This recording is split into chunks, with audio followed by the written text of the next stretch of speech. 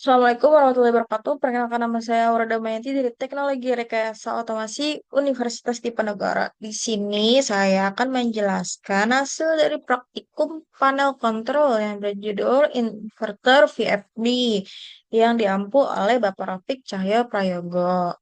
Nah, yang pertama kita lakukan adalah kita reading di datasheet-nya terlebih dahulu.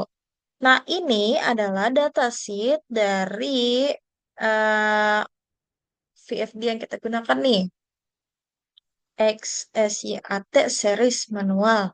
Kita pelajari nih datasheetnya nih, kira-kira apa aja yang perlu kita ketahui gitu. Nah, ini nih kurang lebih kita harus tahu apa aja yang dipencet.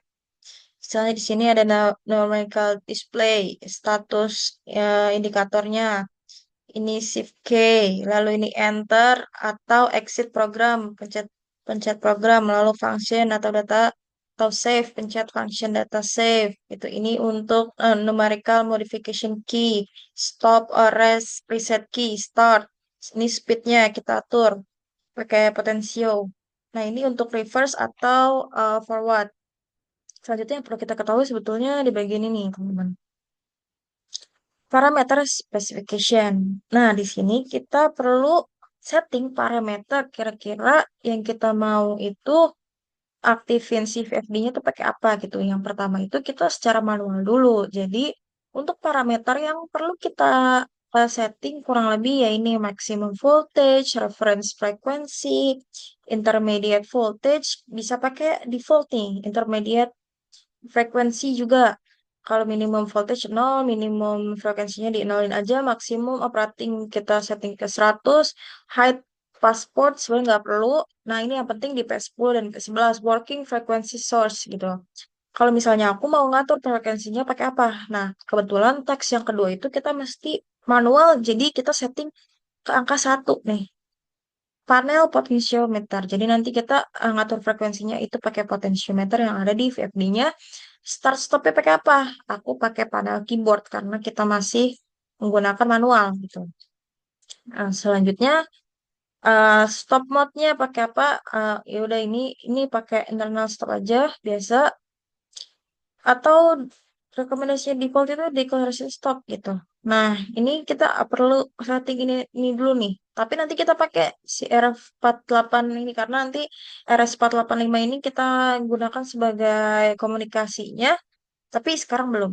Ini yang perlu kita pelajari kurang lebih kayak gini. Ini setting-settingnya. Tapi yang penting ke bagian ini dulu aja yang dipelajari. Nah, yang kedua adalah uji coba VFD dengan potensio dan tombol gitu. Coba nyalakan dengan tombol. Oke. Nah, kebetulan recordnya udah ada. Jadi kita lihat aja recordnya nih. Hasil aku praktikum kemarin. Tuh, itu aku ya teman-teman. Lagi setting parameter. Sebelum dinyalain motornya aku lagi setting parameter dulu tuh. Tuh P12, P sekian.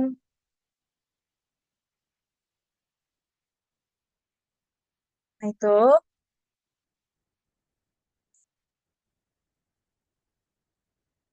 Nah, ini karena udah ada bapaknya ya, jadi aku langsung aja gitu. Nah, ini kan udah setting nih.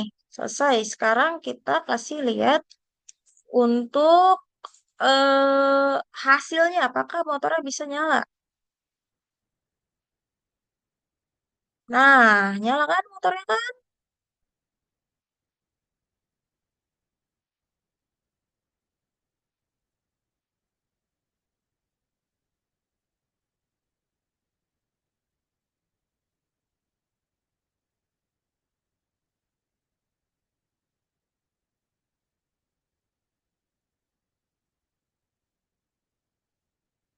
Nah, itu forward nih, tadi reverse. Frekuensi bisa atur pakai potensio. Bisa kan? Nah, kayak gitu tuh, kurang lebih tuh tadi. Sekarang, tugas yang kedua yang ketiga adalah teks uji coba VFD dengan eh, dengan Modbus, sorry, Modbus RTU. Setting VFD supaya bisa menerima perintah dengan Modbus RTU. Cari parameternya. Nah, tes. Buat program dengan Python kirim data VFD. Coba baca lagi referensinya. Oke, kita baca nih. Ini ada referensi kita buka aja. Pertama, yang perlu kita setting adalah kurang lebih di bagian ini. P10 gitu. Di RS485. Jadi, di VFD-nya yang tadinya satu kita ganti ke tiga karena dia butuh dari working frekuensinya kita aturnya di pakai RS485. Nah, untuk start dan stop-nya kita ganti yang tadinya dari panel keyboard ke satu nih RS4485 yang ini. Lalu apalagi yang diatur? Ini untuk RS485 format ASCII-nya kita pakai yang nol ini. Oke, teman-teman, kita pakai yang nol ini. Buat rate-nya juga diatur. Untuk kita pakai ini. Kurang lebih teman-teman tuh sebenarnya juga bisa dibaca ya di sini. Yang diatur tuh apa aja gitu. Sebenarnya selain daripada ini, kita masuk ke codingnya. Yang pertama. Nah ini adalah yang pertama. Kurang lebih ada library-nya, terus di sini juga ada masukin eh, kirim frekuensi. Nah, ini kita baru aja kirim frekuensi, jangan lupa diganti portnya nih. Port berapa, port berapa, itu diganti ya di sini. Nah, setelah itu,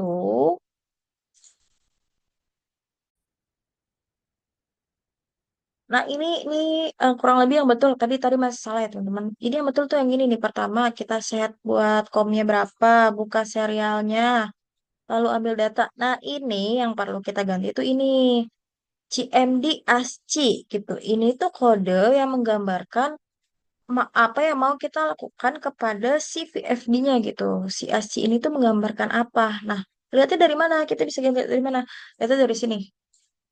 Nih, refresh. Bentar ya, kita buka dulu. Ini tuh jadi kayak ada referensi lah dari web gitu. Kayak untuk menggambarkan ASCII stop, start, reverse itu kayak gimana? Nih aku kasih lihat aja kali yang udah ada kali ya bentar. Nah karena webnya kayaknya lagi nggak bisa dibuka ya teman-teman. Kebetulan aku udah salin nih ASCII yang bisa digunakan apa aja. Ini adalah ASCII dari stop. Ini stop, ASCII-nya seperti ini start ASCII seperti ini, lalu forward, lalu reverse. Ini untuk frekuensinya kita mau pakai berapa hertz? 10, 20, 30. Ini aslinya nih. Teman-teman bisa screenshot nih kalau mau tahu. Nah, hasilnya akan seperti apa? Hasilnya akan seperti ini, teman-teman. Kita lihat ya di sini. Hasil record dari aku praktikum kemarin. Ini komen diganti 7. Bentar. Oh, ini salah. Ini yang frekuensi. Salah, salah, salah, salah. Yang mana ya? Yang mana ya? Kita buka aja dulu. Yang ini bukan yang ini deh. Oh, yang ini, yang ini, yang ini.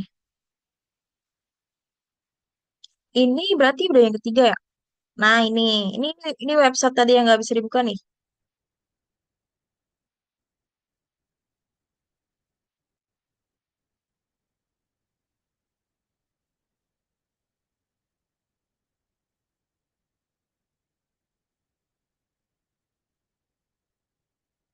Nah, tadi kan nyala, sekarang mati kan? Nah, aku ada lagi kayak di recordnya nih. Kita lihat ya recordnya ya. Oh, nih yang pertama kalau mengirim 10 Hz nih, tuh 10 Hz.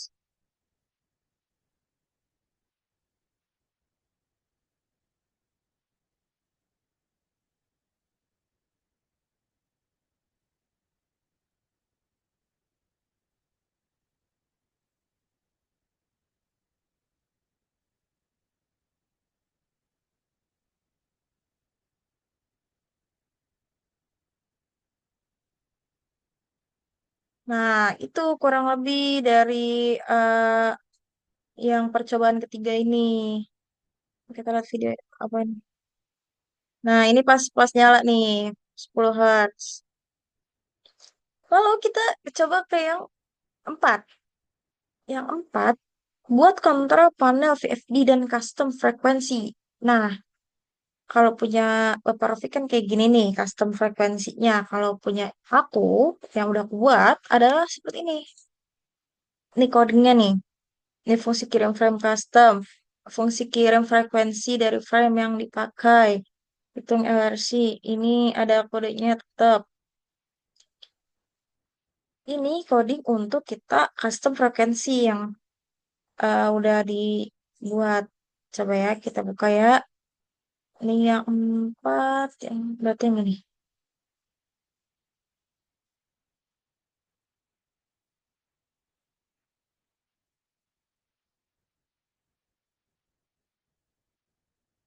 Nah, 10 10.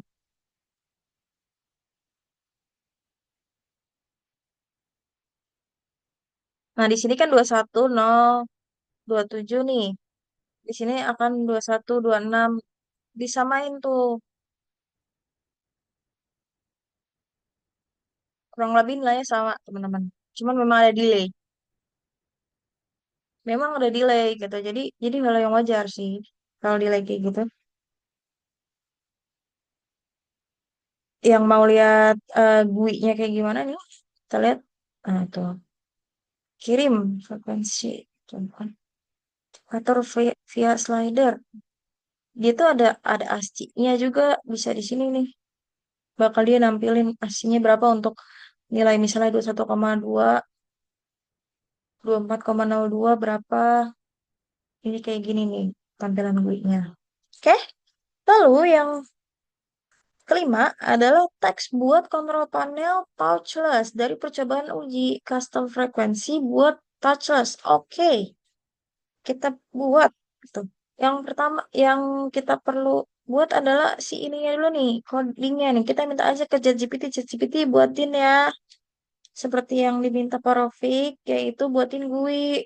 Nah ini ada slidernya, pakai tangan dan ini pakai pakai tangan juga ya teman-teman, pakai apa namanya deteksi jari gitu. Kita lihat ya hasil kayak gimana. Kita lihat dulu di sini hasil dari codingnya seperti apa, running coding Pythonnya. Ini udah di run ya. Kita sebutin. Oke, maaf nggak sabar. Nah ini dia akan ngedeteksi tangan tuh, reverse motor. Si jarinya tuh harus berada di slider ini nih, dalam slider ini. Ini waktu itu belum tahu karena masih pertama kali. Nah, kelihatan kan hasilnya kayak gitu. Nah, ini nih untuk nge-slide-nya ternyata jari telunjuk kita tuh perlu ada di dalam slider frekuensinya. Baru dia bakalan ngebaca nih jari telunjuk. Ini tuh masih mengawang-awang lah. Kalau stop tuh nanti jarinya ke bawah. Kalau misalnya mau jalan jempolnya ke atas. Motor running kalau ke atas. Ini masih coba-coba ya. Kita lihat hasil dari praktikumnya kayak gimana.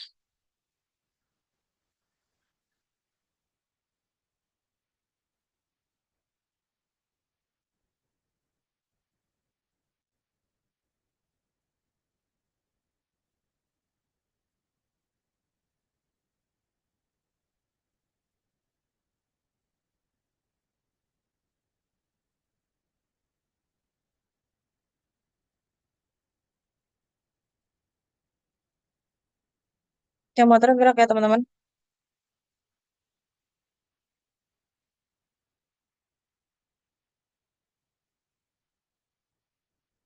Tuh berkurang nih. Frekuensinya akan berkurang hingga motornya stop sendiri.